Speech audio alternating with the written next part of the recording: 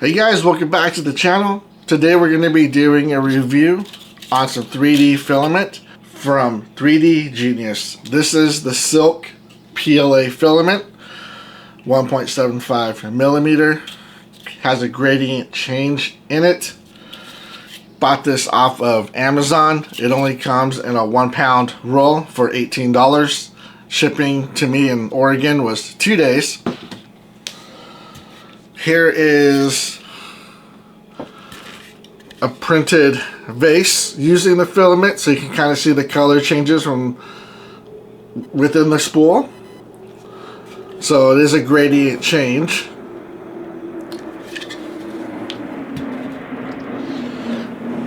This filament costs $17.99 on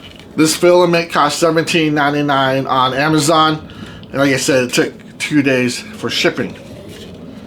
Out of the box, the humidity percentage of the filament was 30% out of the box from Amazon, which is pretty darn perfect. You want it between 20 to 40.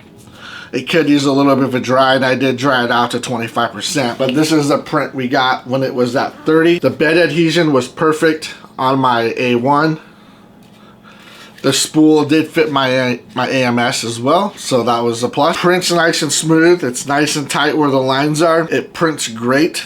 Now, there's one issue I had with this filament, guys, and what I had the problem with it is it was getting stuck in the extruder. So it would get stuck, and then it would pinch the filament, and then it would no longer feed. And I'd have to pull it out, cut the end off, refeed it. But I figured out what the issue was. And what I did halfway through the print was I cranked the extruder nozzle temperature, the nozzle temp, to 220 Celsius, which I maxed it out. And after I maxed out the temperature, it printed rest of the file with no problems at all. So that's the key. You gotta crank it up. You know, when the file was made, the temperature was set, I think, at like 200. You gotta crank it up to 220.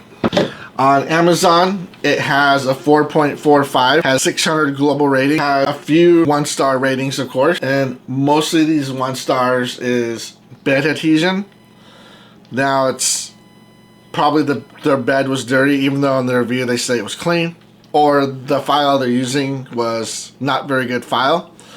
I've had issues with files from like Thingiverse and Maker's World, where no matter how much I clean the bed, or even if I put a new plate on the machine, it just will not adhere to the plate. And I always feel it was a file problem. And this isn't, I'm not promoting STL Flicks. There's no kind of promotion for them.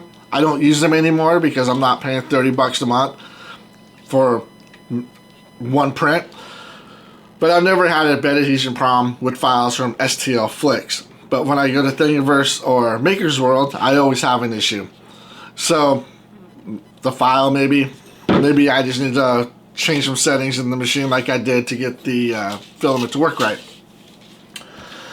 Other than that, I do recommend this filament. If you want to check it out, there will be a link in the description below. It is an affiliate link, so I make a couple pennies if you buy a roll or two.